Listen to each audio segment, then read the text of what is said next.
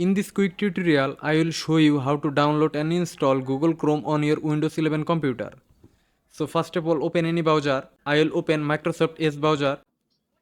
Then search here Google Chrome. Press enter. Go to the first link, Google Chrome official website. Here as you see Google Chrome download option. Just click on download Chrome. Once download done, click on open. Now to give the permission, click on yes. Now Google Chrome will automatically download and install on your Windows computer. Just wait few moments to download and install.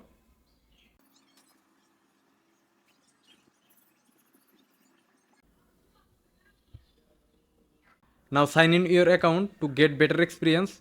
If you don't want to sign in, just click on continue without any account. Add a name here. Then click on done. In this way you can install Google Chrome on your Windows laptop.